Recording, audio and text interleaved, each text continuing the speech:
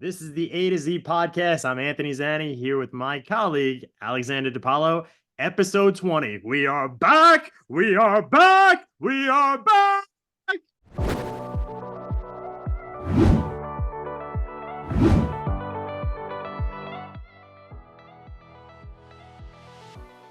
Welcome back, Z. Welcome back. We missed you last week. A big thank you to the 6 train B6 stepping in, filling your shoes. I think he did an admirable job, phenomenal job. But we missed you. It's good to have you back. First off, how was your trip? Give us a little lowdown. Give me a little rundown. How'd it go? Good to be back. Fun. Sixer did a phenomenal job. I mean, we got to get that guy a microphone, but he did a phenomenal job. And quite honestly, I was contemplating having him on tonight instead of you. Ha ha ha ha ha ha. Very funny. Very funny. But yes, he did an awesome job. He came with notes, he came with knowledge, and he came with some great trivia. And we will definitely have him on. He's a big college sports fan. Good for the basketball, good for the football. And come March Madness, I think we're gonna have him back on for sure. Absolutely. And yeah, trip was good, man. Thank you. Thank you for asking. And any big falls, any injuries? You look like you're intact. Never. Still intact. Very good at what I do. Okay, here we go. The cockiness shines through the microphone. I also got back from a skiing trip, and I did I not. also like to live dangerously. I also like to live dangerously. Also went to a Camelback for the weekend, and it was an awesome trip. No falls on the mountain, but I will say one fall because I was with my son and we were on flat ground, and you got to give him a little push, pull with the old pole, and I don't know what the hell I was doing. I went to go push him. I completely missed. I then took him out and fell right on top of him. And we got into a spot I legitimately could not stand back up. And then I just started laughing and he was laughing. I could not. I had to take off my skis in order to help him up and help myself up. And we were at the bottom of the hill and people were just skiing around us. And I'm like, this could be more embarrassing. It was awful. It was awful. I love that you blamed him for it. I actually did. I was like, you can't cross skis, Nick. You can't cross skis. Everybody knows that. Everybody knows. Once you cross skis, you're dead. You're done. It's over. But the conditions were good. Today, especially, was about 55-degree up on the mountain. There were people skiing without shirts on. I myself had about 7 layers on, and but I was good. It was very good. It was very good. That's good. Highly recommend Camelback. It was a good time. But to the sports world, honestly, not a lot going on. It's kind of the calm before the storm with baseball. We're ramping up for the NHL playoffs and the NBA playoffs. But you missed a lot last week with the Islanders, and I just want to get your initial feelings, how you were doing after the absolute collapse to the Rangers at the stadium game. I got to see that my first night. I get to the hotel. I was following the game online as we were driving. Get to the hotel, see us up. What was it? What was the score? 3-1, 4-1, whatever you want to say. It was 3-1 when I got to the hotel. I think it was 3-1. Might have been 4-1. I can't remember now. 4-2, whatever, 4-3. I'm like, oh, we're gonna do this, huh? Like, it's gonna happen. And Danny's texting me the whole time, because he's a big Ranger fan. And he's like, he's talking crap down 4-2.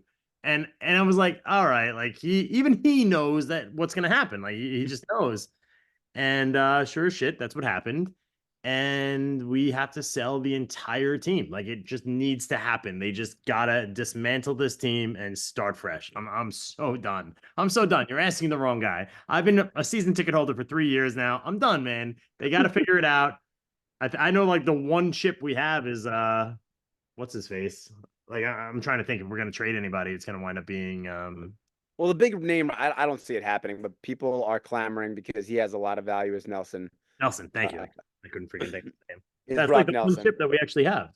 Yes, I mean he's signed, but he's also your second line center. But the guy's a goal scorer, and he could do it in the playoffs. And I just don't see it happening. Lou's never been that guy. I know you wanted to make a swing at the deadline. I don't think it's going to happen with Lou, but the writing's on the wall. this last weekend, let's face it, they made the playoffs last year not because they were playing well. Yes, they strung maybe 15 games together and snuck into the playoffs on the last possible day. But the real reason they made the playoffs is because the teams around them absolutely stunk and collapsed. And Pittsburgh lost to the worst team in the league last year in the second to last day, and that allowed the Islanders to get that last spot or second to last spot. But that's not happening this year. The teams around the Islanders right now are getting better and winning. Detroit's not losing. The Flyers are on a little bit of a run. Not that they're competing with them, but the Rangers were on a 10-game winning streak and just lost for the first time last night.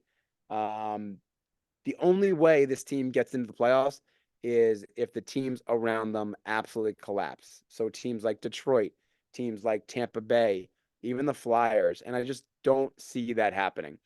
And you have about 2 weeks left until the deadline, maybe a little bit less now. And Watt, if he is your long-term coach, which obviously, according to Lou, he is, I think he's made clear with his line decisions and the players that he puts out there. He sees major flaws in this roster. And if they are serious about getting the right guys in here, then fine, make a trade for Brock Nelson. But if I'm Lou, I'm looking at Cal Clutterbuck, getting what you can for him. Even Matty Martin, I know he's a staple. It's chipping away at those edges. Guys, you cannot sign next year. Those two players are ringing a bell, are standing out to me. And then the other guy, it's not going to be Brock Nelson, it's going to be JG Pageau. I hate to say it, I'm a JG fan. When they signed him, I loved it. He was the first line center on a bad Ottawa Senators team. He came in here to play third line center, and he did just that. He was amazing. He helped him get to the Eastern Conference Finals 2 years in a row, but he's just not the same player. He had a bad wrist injury, and it has affected him. I don't know if it's affected his skating, his vision, his confidence on the ice. He has not been the same player. He hasn't been the same toughness guy. He hasn't been the same creative guy setting up people on his own line. And that third line has been, to me, a black hole where he's struggling to win faceoff, and he was the faceoff guy.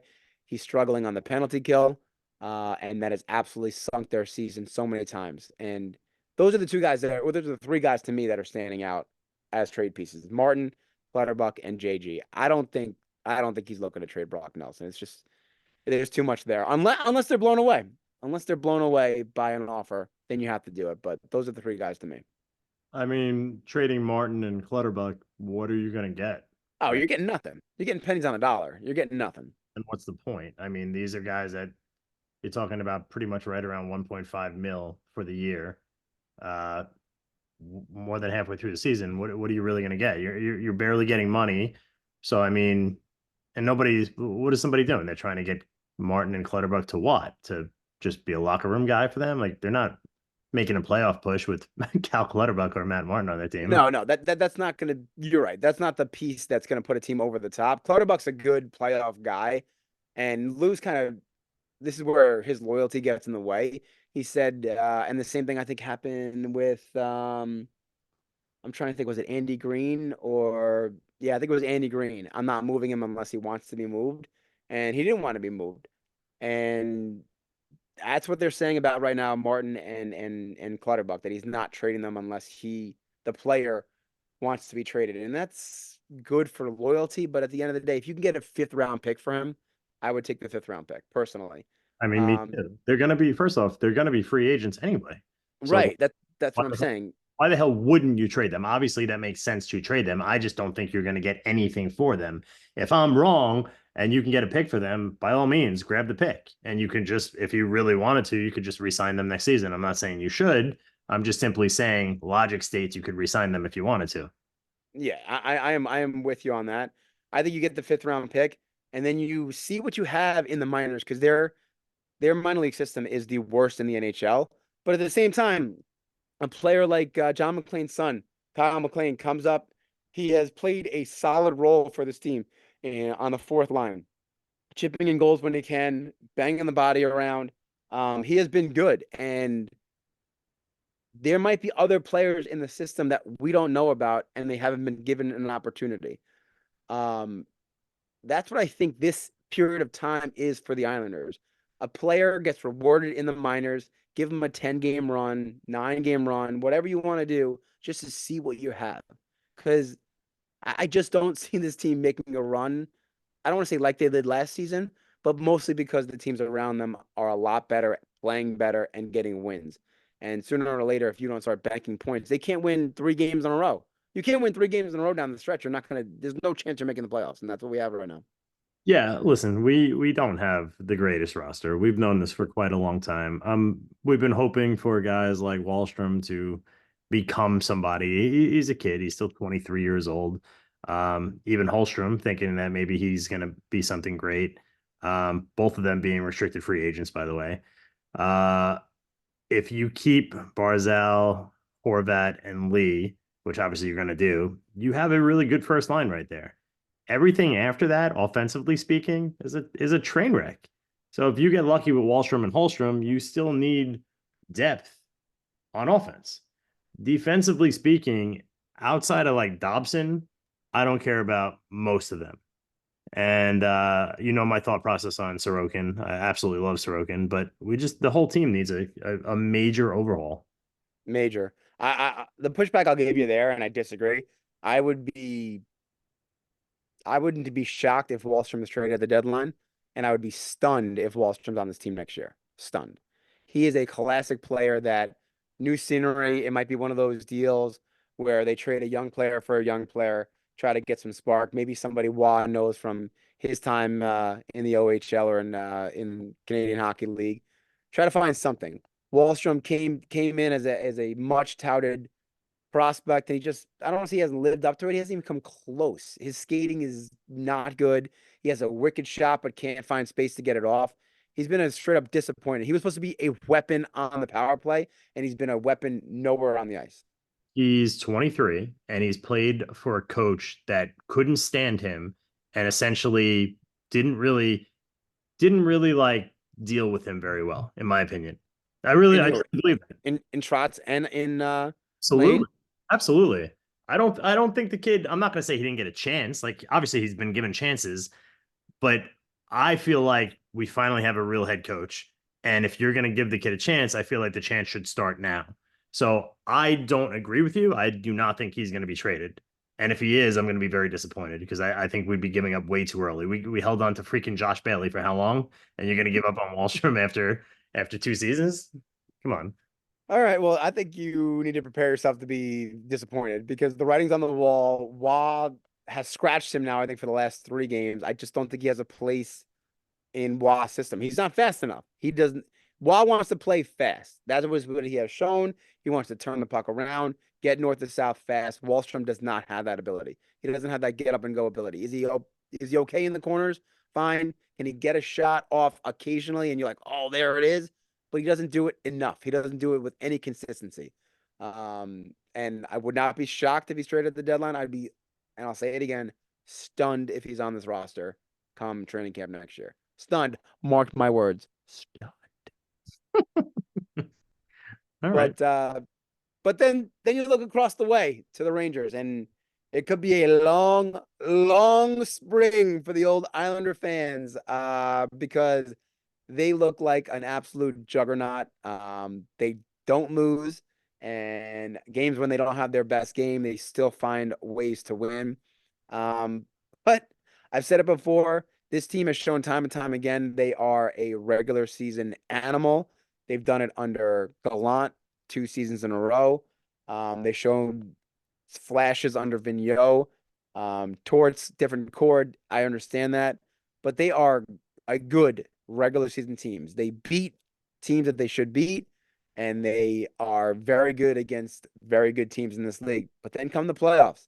And you and I know very well it is a different animal in the playoffs. And you know why? Because teams can scheme for your power play. They know not to take penalties against this team. You can scheme against Zibanejad. You can scheme against Kreider 5-on-5. And to me, the wild card come the playoffs is going to be Panarin and Shesterkin. Shesterkin's been amazing since the break, and that's why they're on a 10-game heater. And Panarin has been amazing all year.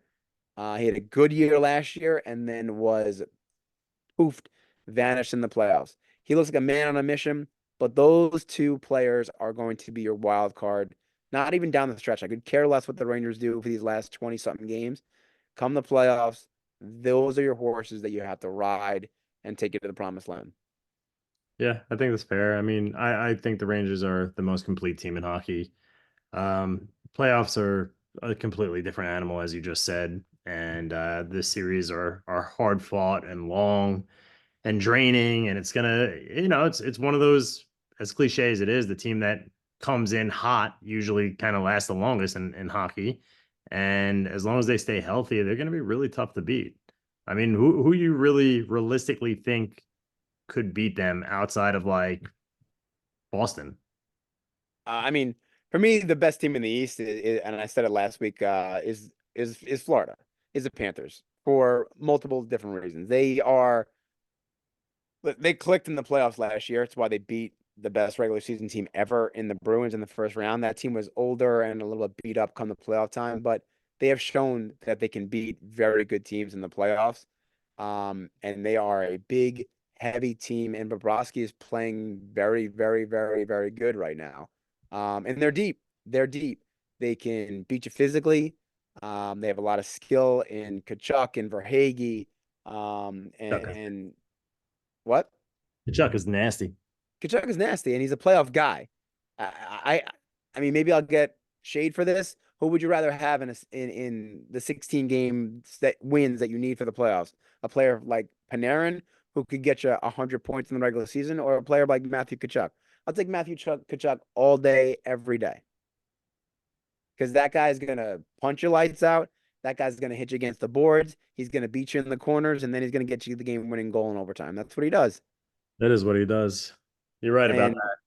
right. So and this team can grind you out. I just don't know if the Rangers listen, they could be completely different come playoff, I'm sorry, trade deadline, but there's a reason why they're trying out this fourth line in Edstrom, who's 6'7", and Matt Rempe, who's 6'8". I And Matt love Rempe, every single game he's in is getting into a fight and killing somebody. him. I love him already. I knew you would love him. I knew you would love First him. off, they're a fun team to watch. They really are. Like you can mock me all you want. Oh, you're an Islander fan. You're watching the Rangers. They're a fun team to watch. And watching Rempe go out there and amp up the crowd is just phenomenal. Absolutely phenomenal. He's doing his job. The guy is carving a way in the National Hockey League. I think he's 21, 22 years old. He's not a spaz out there. He's not me on skates, obviously. The guy can move. He's a big boy. He has a goal and an assist in his short career. The guy I think he has like 22 total minutes on ice, and he's got like 37 penalty minutes. And he's played 4 or 5 games. Like, that's crazy. Yeah. We don't see the reason why it's crazy is because you don't see that in today's NHL. If you told me this was the early 90s, late 80s, maybe into the mid 90s, I was like, all right, yeah. You could go weeks in the NHL now and not see fights. This guy is getting into a fight every game he's played. You're right. It's and it's not just fights. He's getting into like like 2-minute brawls, wars on the ice. You just don't see that anymore. Yeah. It's cool. It's been cool. I got to give them credit. That fourth line is fun, but the problem is they've been playing 5, 6, 7 minutes a night. That's hard to do in the grind in the playoffs. You need to give those top guys a little bit of a break more than they're giving them. That's why the Islanders were pretty good for those Eastern Conference championship runs, not championships, or when they got to the Eastern Conference finals. Yeah. That fourth line played 12, 13 minutes a night, which was huge. It kept everybody fresh. And when you're asking those top guys, Zibanejad, Panarin, Trocheck, even Lafreniere, I know they're Laf is young and all that, but when you ask them to do 22, 23 minutes a night every other day come the grind of the playoffs, it ain't going to be easy. And that could be their, I'll say it again, that could be their bugaboo. There it is. That could be their bugaboo, He said see? it. It took 30 minutes to get there, but he said the magic word. That could be their bugaboo. All right. But when I think the Islanders are out and I want to give up on them, they win in overtime against Dallas. The game just ended. I have to admit, I watched almost the entirety of this game. They played well. They played well. They deserved to get the 2 points. Sorokin played well. They didn't steal the game by any stretch of the imagination. Islanders had, I wouldn't say they controlled the play, but they had more high danger chances. They got pinned in their own zone for a long period of time, several times, but they deserved those 2 points. I still think they're too far gone, but every time I'm like, all right, I'm done. They freaking win a game, and it's very frustrating. But that's what the Islanders do. Yeah, that's what we do. We won one game in but that's what we do. We're an overtime team, all right? We just never win there. We win one game a week, and we're back. And just like that. No, I think for a long time I wanted to acquire some people at trade deadline, but I just think actually doing it the right way and selling, getting draft picks, actually getting some people, and then building the right way is the way to go. We haven't gone through this in a while as Islander fans. Like this is bringing us back to like early 2000s, right? Where it was like constantly rebuilding, I feel like, or um I think we're kind of there, but we have our first line set, which is unique in a way. So it's not like a full gut job. It's not a full rebuild. I just think that they need to do the right thing, and we're not going anywhere this season. What's the best case scenario? We sneak into the playoffs, we win a round, and then lose in a second round. Like best case scenario, that would probably be it. No.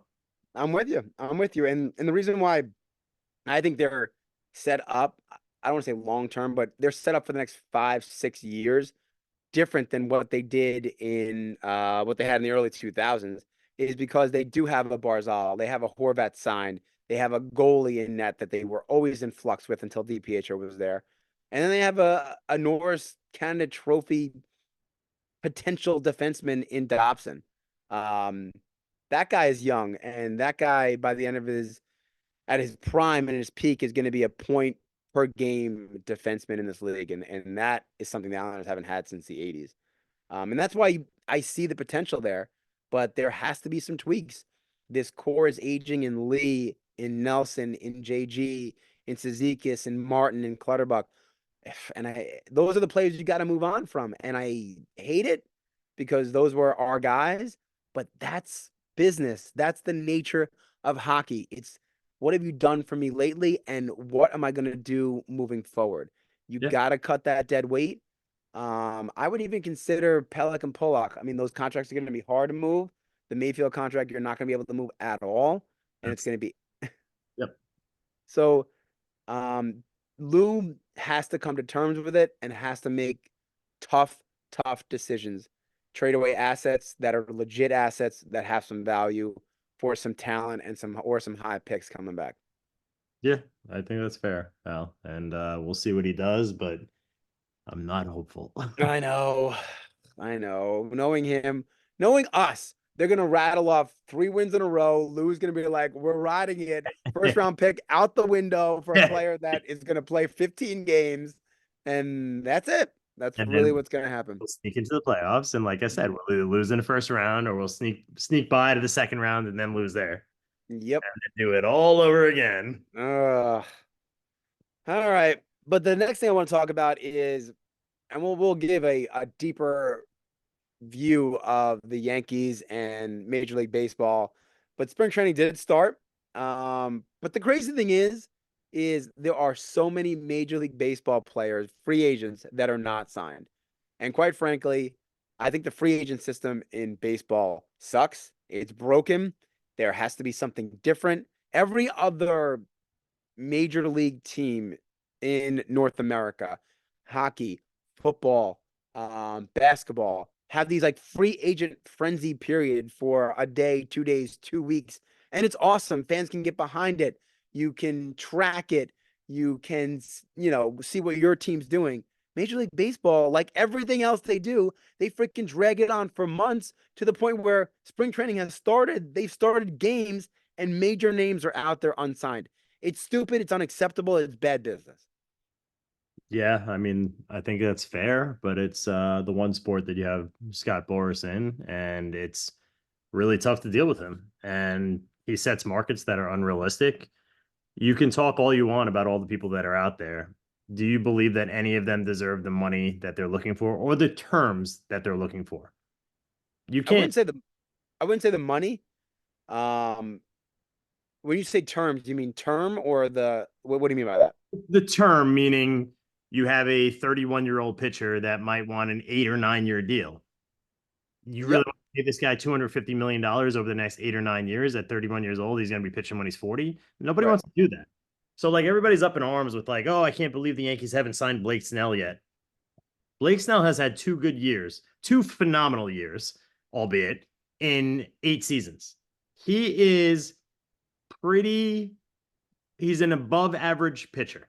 Like, let's call a spade a spade. Okay. He's an above average pitcher. He had 2 monster years, like I said, coincidentally, both of them in contract years. Like, come on, man. Like, no, I'm not saying that he's hitting HGH or anything, but it's come on. It's not rocket science here. He's been pitching in friendly ballparks his entire career. He's going to come to the AL East, and granted, he pitched for the Rays for a long time, and he pitched again. He had a monster year that 1 year in 2018, and then he's been pitching for San Diego. It's like there's no everybody wants to pitch in San Diego. Who the hell wouldn't want to pitch there? Like, I just don't see him coming to Yankee Stadium and like not having a 4 ERA. Like, you're gonna pay a guy like that a crap ton of money to come here, sign a long term contract, and have a 4 ERA. I don't know. It just seems odd to me to do that. And I know that the Yankees are trying to get him, but it just seems like there's better guys out there that you can get for dirt cheap. I mean, when we were looking at the list before we jumped on here, I just think it's crazy that Scott Boras, like you said, sets these markets and allows his client to be without a team this not this far along, but this could go on for another week or two. Like, at what point are you gonna, as the client, you'd be like, no, I want to sign with a team? Or do you think that no teams are even offering him anything? Like, how do you think that negotiation's going? So, I mean, from what I heard, Brian Cashman was on basically saying that he's had talks, that nothing was, this is a couple of weeks ago though, so I don't know if anything new has changed, but that Cashman hadn't offered anything, but that they had talks. Um, Also, as a baseball player, obviously I'm not there, I'm not one of them, but my assumption is like, dude, you're playing so many games every You year. don't I care. don't think these guys give a crap if they're unsigned right now. If they sign in May, I think they're like, all right, great. Now send me for my spring training. Like, I'll go to spring training for the next 60 days and then I'll come pitch for you in July. Like, I wouldn't care if I was them. They're still gonna get a crap ton of money. And it is what it is. It's not like football where you're like shooting yourself in your foot and you're just like sitting out for a year and missing out on a payday. Like, these guys are still going to get their money no matter what. Somebody's going to sign them. Yankees could start the year. Garrett Cole could go down 3 weeks in. Now all of a sudden they throw They're 200 desperate. in They're at. desperate. They're like, all right, here's Snell and give me 200 million, whatever, 300 million. Blake Snell. I keep calling him Ian. Blake Snell. But the I agree with you with pitchers. They could care less whether or not they are opening day starter or they're signed in June and July. For me, it's the hitters. Those hitters, if they're not getting their reps now and early on in the season, I think that really does affect them. Like, yes, could they get up to speed by the time September or August comes around? Fine. But when you miss those first, you know better than most. You miss those first 2 months of the season. Um, the pitchers are ahead of the hitters usually at that point in the season, and then the hitters get their reps, figure out what's going on, and it evens itself out by, what would you say, May, late May, June? June. Okay, June. Now if you're not playing live pitching in a live game until June, now it's going to take you till late July, August. Like, that's rough for a team to sign up for that. Am I making sense? It makes sense. I just don't know of many hitters that are out there, dude. True. True. Like, what are we talking about? Outside of like Matt Chapman is the only notable one, in my opinion, that's actually like a game changer. Outside of that, you just have a lot of Journeyman. older guys that are Yeah. looking for a team to play, whether it's JD Martinez or who else is out there? Michael Taylor, Michael Brantley. Oh, Brantley retired actually. Yeah, Brantley to retire.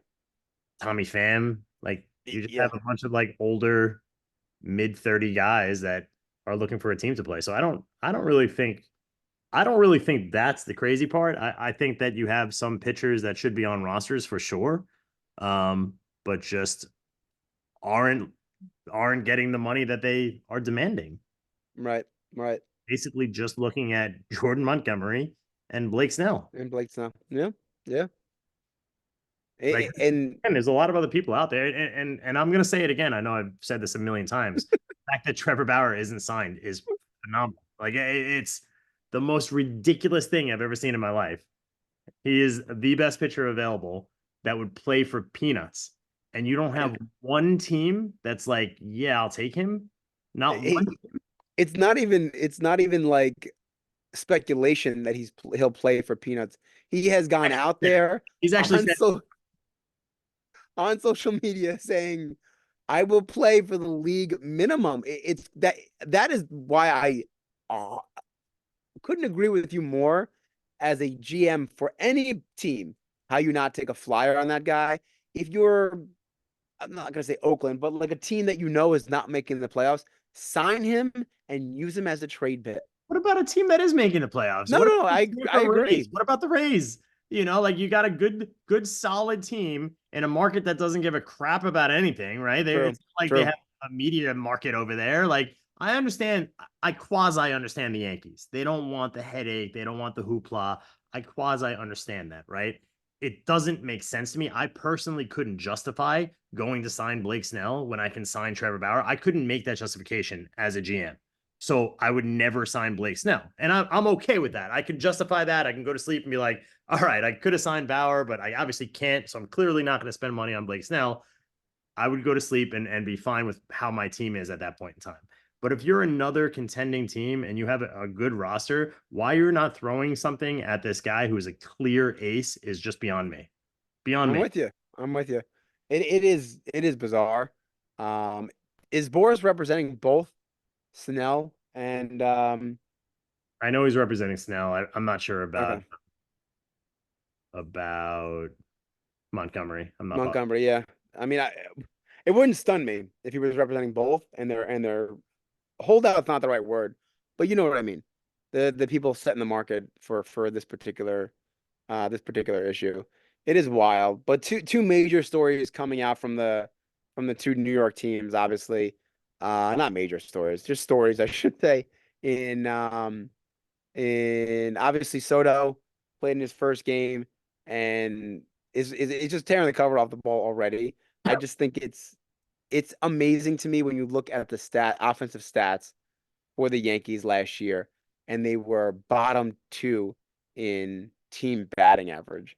And that's unbelievable to me. It really is unbelievable to me that they are actually competitive with a team batting average this low and nobody got on base. They couldn't score runs. I think he's going to be such a game changer for that lineup and such a game changer in that stadium. And I haven't been this excited to watch a player for the Yankees in a long, long time because I think one, he has a phenomenal personality, and two, he's just going to do everything you need him to do defensively, offensively, get on base. Um, he's just gonna be able to hit pop ups to right field that are going to be home runs, and it's going to be cool. It's very, very, very, very exciting, and I haven't been, like I said, this excited for a player in a long time.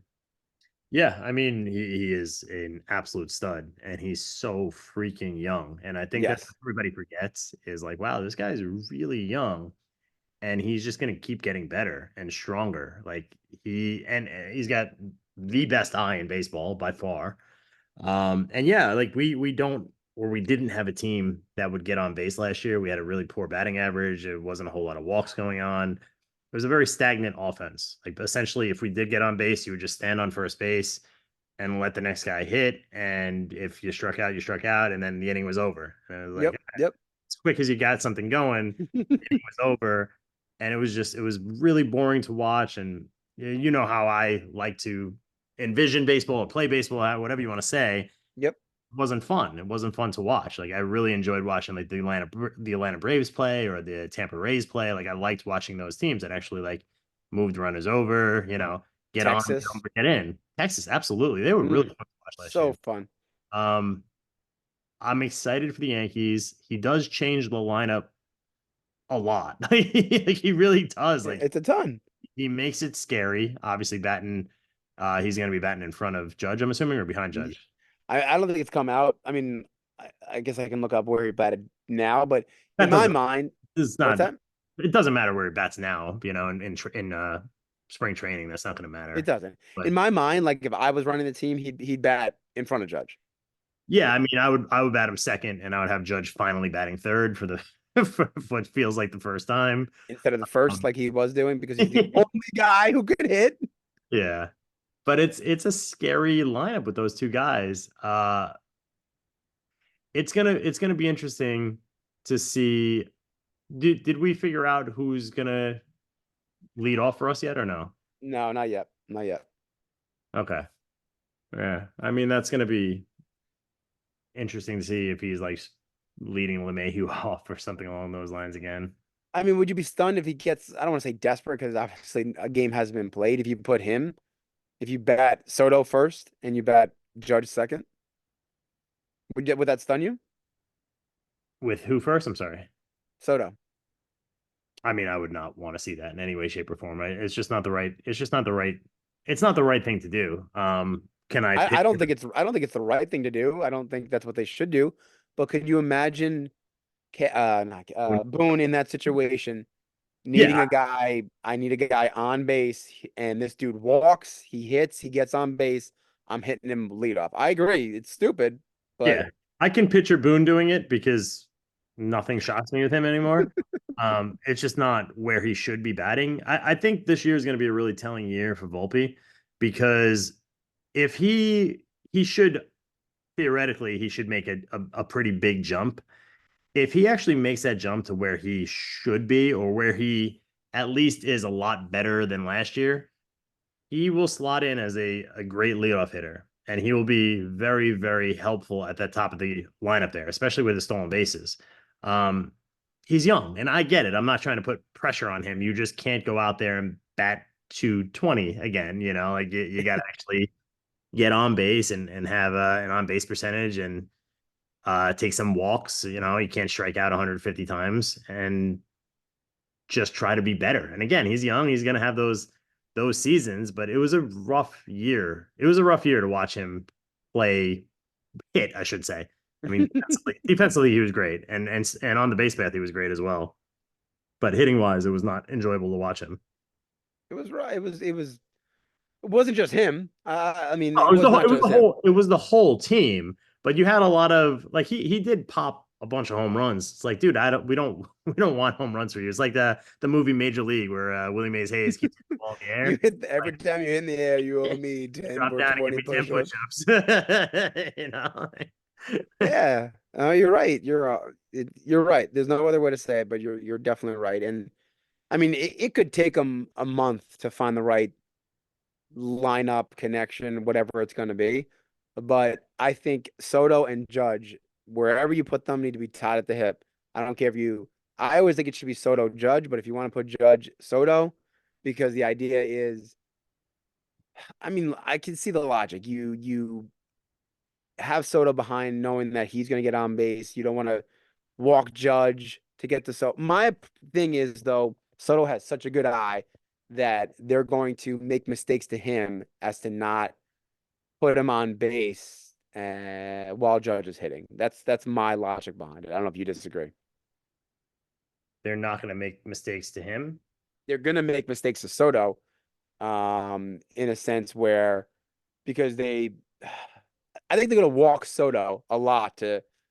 We'll take that because No, I agree. now I you get agree a Judge up with a man on. with a man on. That's why I'm saying I think that's the way it should be. That's the But only I, way. That's the only way to do it. It really is. Like, it's the only way to do it is having Soto in front of Judge, and mhm. then Judge's protection is going to be Rizzo, which he's not. Listen, he's not done. He's gonna He's be not healthy. done. He's No, no, gonna, no. yeah. He's gonna be healthy this year. He was very unhealthy last year, and then after Rizzo, he's gonna probably have Torres, followed by Verdugo, and then Stanton, and then Volpe, and then Wells, which I'm fine with. I'm fine with the logic of the lineup.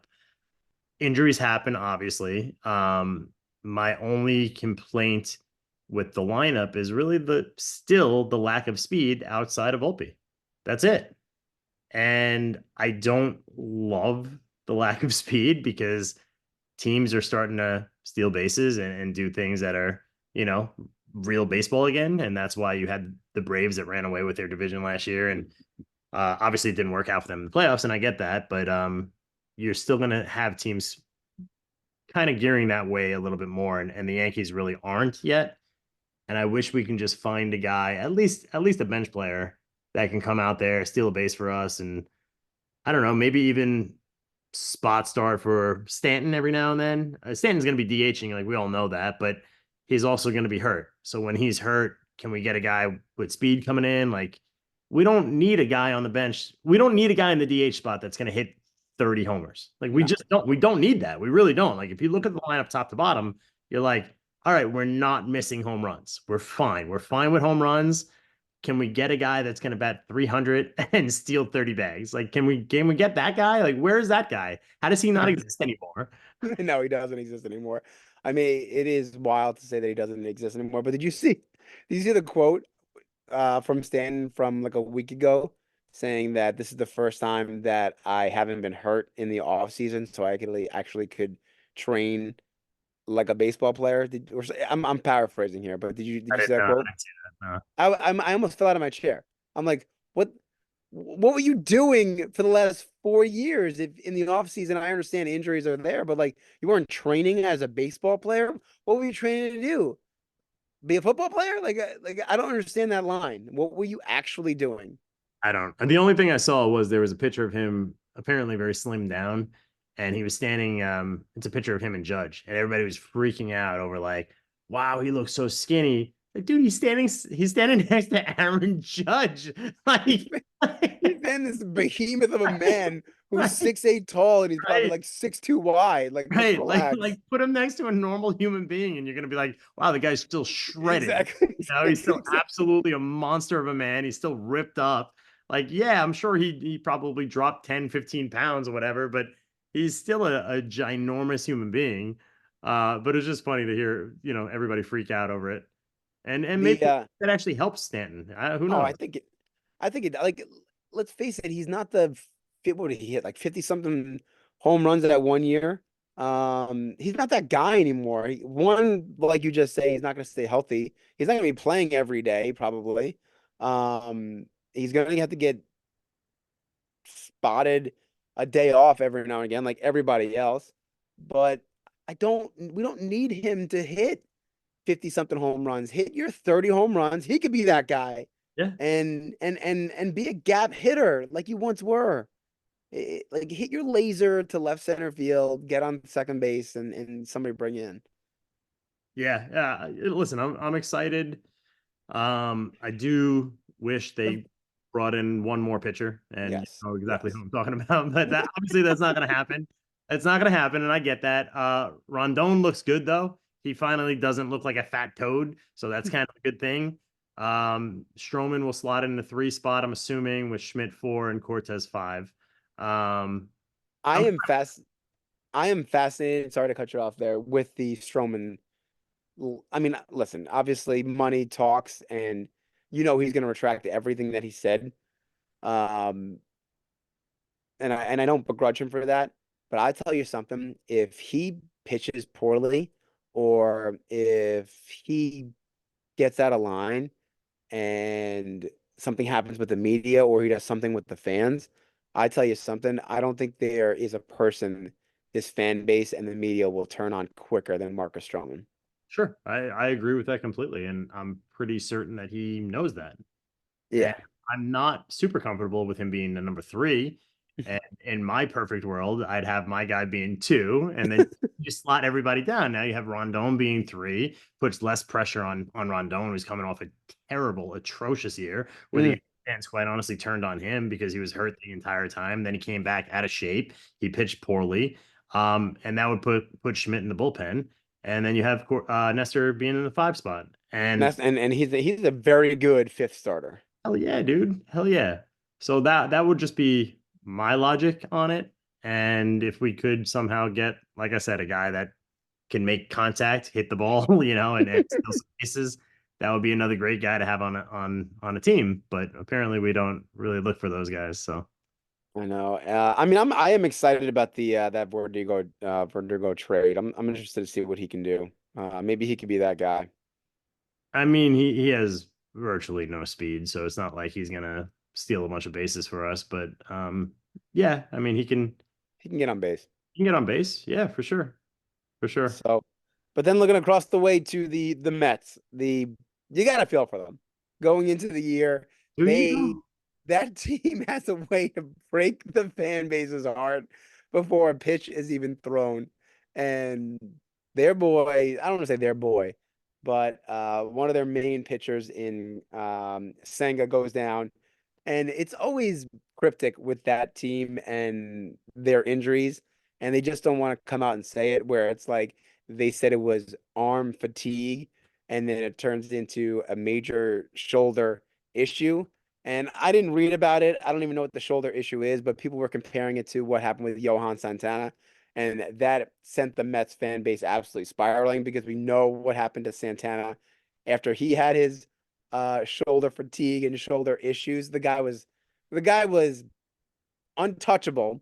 This happened, the shoulder issues, and he was awful. I mean, it was like it was beyond a cliff when it happened to Santana. And I'm laughing, but it's awful because I feel for them because the Mets fans are similar to I mean, They're very Island. often they're the same thing. Yeah, so I get it. Trust me, I understand. But you're a born loser, so you got to just kind of take it as it goes. Listen, shoulder injuries for pitchers are very, very hard to come back from. Oh yeah. Outside of like, I can think of pretty much Brandon Webb being the only one that I know of that like survived a shoulder injury. Everybody else, you got a shoulder injury, it's time to go. Yep. Yep. Go out to the pasture like old Yeller. But elbow injuries much more common. Surgery, you're good. You're better than good a year later. And the Mets last year, and you and I have spoken about this a lot. When they went out last year and they spent all that money, I was the first. Listen, you know how I am. I'm a very fair judge. And when they were spending all that money, and you had every Met fan call me, being like, "This is the year we're gonna win the championship," and I'm like, "Dude, you guys are signing like just terrible players. Like they were, they did what they had to do, right? Because he was like, we got to spend money, we got to show that we got to bring the hype to the city. I get all of it, but it was very clear that you were signing the wrong players. Like Verlander was not going to work out. Scherzer was not going to work out. Like you can't sign 40-year-old pitchers and think they're going to lead you to the promised land. Like I just don't understand the logic there. And that's my one problem with Met fans is they act like everything they do. Like as an Islander fan, I don't act like that. Like the Islanders can go out there and they can sign Sidney Crosby tomorrow. I'm not going to be like the season's saved. We're winning the cup. Like Met fans are just delusional. And I'm looking at like my buddy Matt or my buddy Nick, like they're delusional. They want to believe so badly that they'll just think anybody's the greatest signing in the world. And obviously they had to cut ties with the guys that they cut ties with last year. And now it's kind of like starting over. And the only guy on their roster, well, I love Alonso actually, so I do love Alonso, and Lindor is damn good. Um, I like Harrison Bader, like, and he's Oh, but I love Bader. I would coming, love Bader. coming from the Yankees. I thought that was a great pickup for them. The bad pickup that I thought was Severino. Like the guy shouldn't be pitching in the major leagues anymore. Like he had every opportunity in the world. Just pack him up and ship him off to wherever the hell he belongs. Like it's not in Major League Baseball. Like I get that he had talent 7 years ago. It's over. It's over. So like the fact that they have him slotted as the number two pitcher is just a freaking joke to me. I mean, it's a major issue. It's a major issue. And I would not be stunned if they go out and do something desperate with Jordan Montgomery or a Blake Snell. Like, would you be stunned? Does that? Oh, I wouldn't, and it would make sense for them. Again, I'm not overly in on Blake Snell, but I'm not sitting here saying he's a bad pitcher. He's not a bad pitcher. He's a good pitcher. Is he a great pitcher? I don't believe so. I really don't. Like, again, 2 monster years out of 8 don't equate to an elite pitcher, in my opinion. He's got some good stuff, and he's really good when he pitches in pitchers' ballparks. City Field is right there along with the pitcher's ballpark. I think he could go there and he can have a very good next 3 or 4 seasons if he went there. I think that would be a pretty good signing for the Mets. I'd be fine with that as if I'm looking at it as like a Met fan, I'd be very fine with that. Um, and I'm fine with Montgomery too, to be honest with you. I think it's better than their 4 and 5 right now. No, I think it's better than their 2, 4, and 5 if that were to happen right now. So could I see them doing that? I think that would make them a better team for sure. I don't Yeah. know how it wouldn't. For me, it's a desperation move. And sometimes Boris for his clients, that's what he does. He's like a shark in the water, and he senses some desperation, and he's gonna pounce on it. And I mean, if the Mets, let's just say Snell and Montgomery and or both, are not signed by the year, opening day, the Mets get off to an awful start for April, and Oh, they it's need a the pit. Mets, dude. They're gonna be like 15 That's and 0. true. That You know? is true, actually. They always come out hot and then just have collapse come July, Yeah. June. Season's over by July. You're right. No, you're right. I mean, that is exactly what happens. So Best I April guess my team in history. so I guess my scenario is doesn't work, but I'm just saying in my scenario, the Mets come out terrible. I think they get desperate and they make that move all day. Yeah, actually like the more we're talking about it and thinking of it, it makes a lot of sense for the Mets to be on the phone talking about these guys. It really does. I think that's a good fit. I really do. And obviously they have enough money, so money's not going to be an issue. Money's never an issue for them right now. Yeah, yeah. No, I think that's a good fit. I do. I think you're onto something there. I know. I did my research, but the next week I'm gonna have to research more about what the Yankees are doing in spring training to see if there's any insight to see what their lineup is, and the Mets lineup as well. But and then after that, we'll give a little predictions, little AL East predictions, maybe a little playoff predictions, and see where we're going from there. What do you Ah, think? it's the best time. I love it. I absolutely love. I know you do. I know you do. I I'll give want it to a tell you, breakdown for every team. we're starting with the Arizona Diamondbacks. Here we go. I just read. I thought you'd get a kick out of it. Now I'm getting worried that my information on Twitter and the Instagram is I'm just following a lot of spoof accounts. But I read Caleb Williams is not throwing at Combine Day. Oh, we can definitely talk about this right now. Like, please. Yes, yes. He is such a bum. My God. Like this kid is just I feel bad for him. Like, dude, ditch your advisors right now. Like you're gonna be Ryan Leaf. Like you really are. It's so pathetic how he's being positioned. It's utterly insane. You are not gonna be very successful in the NFL. Like he's just a whiny little kid. I don't know, man. Like I just first off, if I'm the Bears, I'm probably I would probably trade down. I would get a massive, massive haul to trade down. And I'm not talking about trading down to 10 or something like that. I would drop Four. Trade to four. I would drop back to 4 or 5, probably.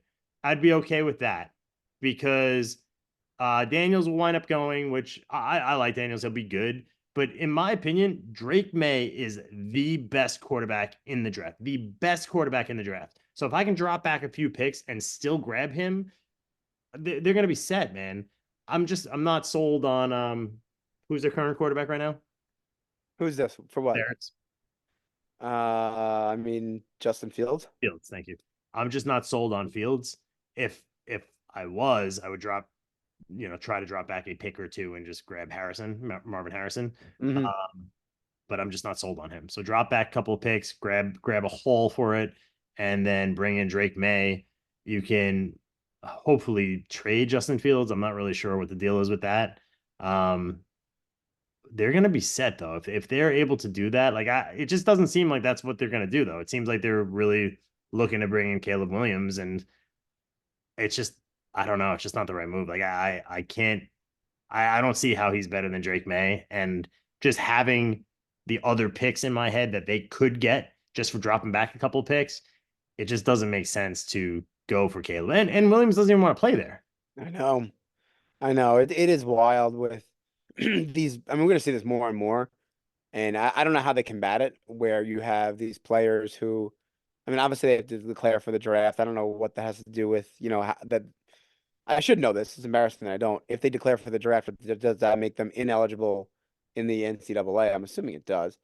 But these players with their NIL money, like they're gonna pick and choose what teams they're gonna play for, when they're going to come out for the draft. And the NIL deals give them a lot of power, no doubt. Yeah. Yeah. I It's think gonna, it's that's gonna be interesting, and we'll talk about obviously that more. And we're all over the map, but I think it is funny the a ton of rumors out there for who the Jets should sign as their backup quarterback. Have you seen the latest rumors?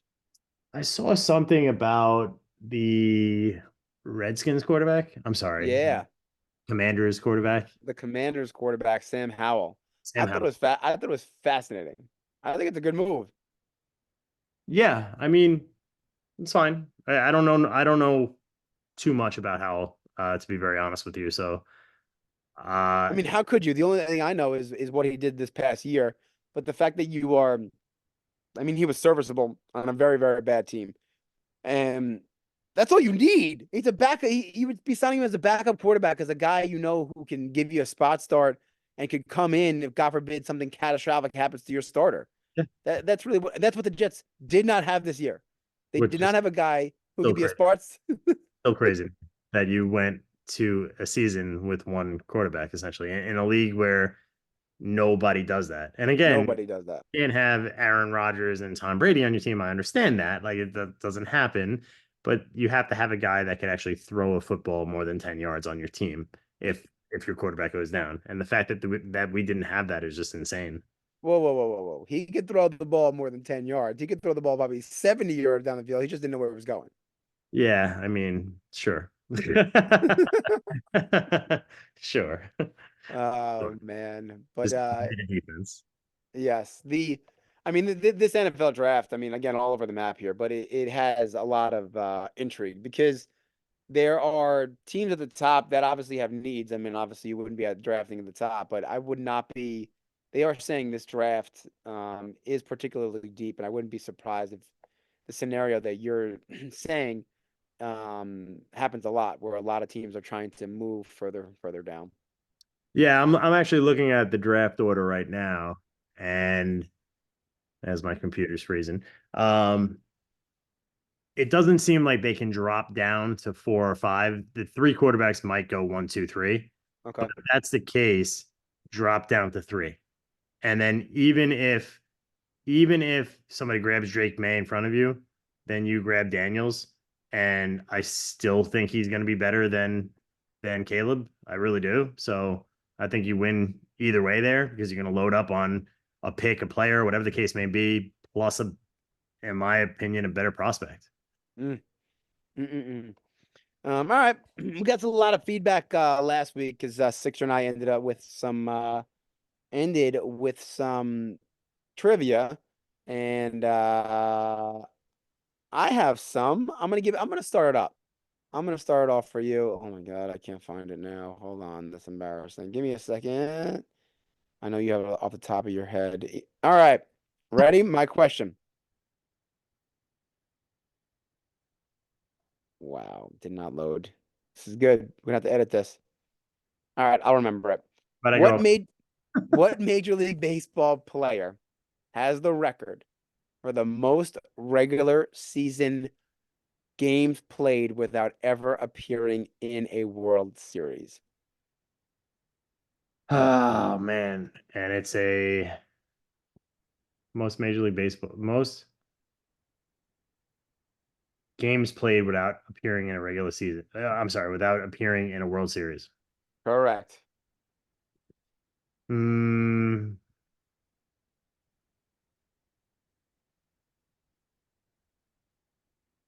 is it a pitcher? Not a pitcher. All right, that helps me a little bit. Really?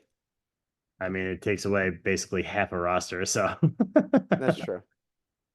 all right. So, is he still? No, there's no way he's playing baseball anymore. He's not. He's not. Okay, so he's not playing baseball anymore, and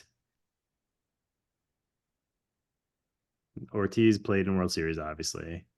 Um, I'm trying to think of like the big old players. Jim Thome, Good Frank Thomas. guess.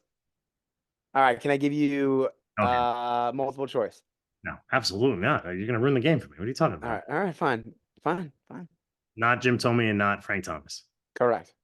But you're there. Those are the types of players you got to be thinking of. Okay. Um, uh, Rafael Palmeiro. Boom! Yeah. Yeah. Wow. All right. I'll take. 2,831 games. Oh, wait. All right. I'm going to continue this. Can you tell me the teams that he played for? Because one team I did not know. Orioles.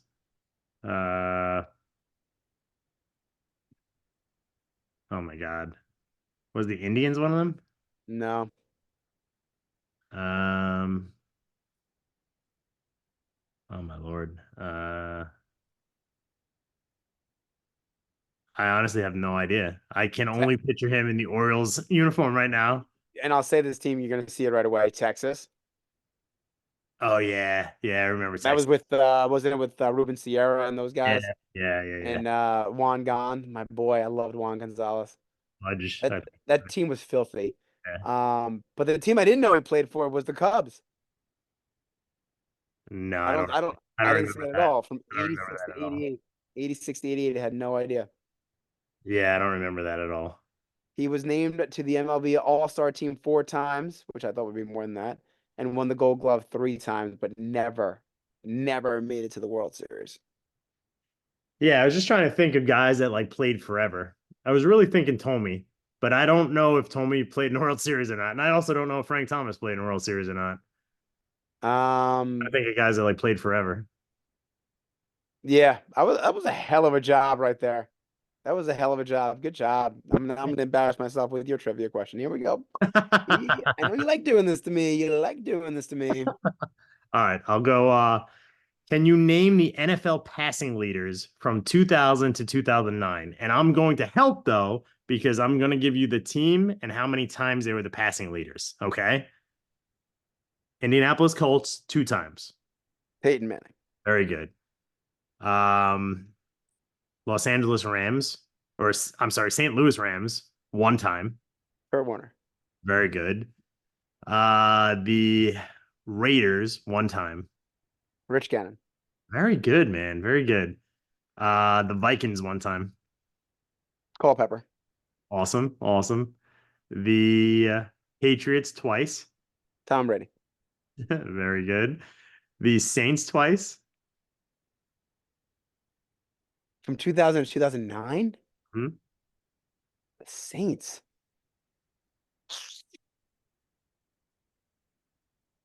It can't be Breeze.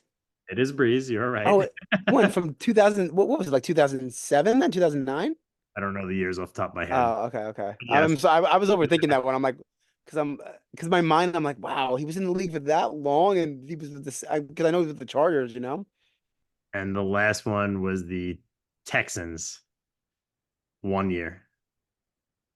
Oh my God, I can see his face, and I'm forgetting his drawing a blank on his name. He was a great fantasy quarterback because For 1 year, he was. for 1 year. Oh my God, I'm drawing a blank on his name. Um, that's bad. I'm not gonna get it. What do you got? Matt Schaub. Matt Schaub, the Schwabi. But He was the he would just throw to Andre Johnson Andre Johnson, just all the time. And I would literally be like, the this guy's got the every, easiest job in the world. Like, and they were there always you losing. The guy would throw the ball 40 times. go. Oh, Oh my God, man. that was a great question, but you helped out tremendously with the with the teams. That was awesome. That actually helped me out a lot. My pleasure. All right, plug your Instagram, bud. It is at _Zanni_show. And at the Twitter and X at A to Z NY Sports. I did not screw it up. Another awesome episode. I was worried we didn't have show notes, but I think we killed it. And we went way longer than I expected, as always. As always, yes. As always. All right. See you next week, buddy. Enjoy. Fight. Good night.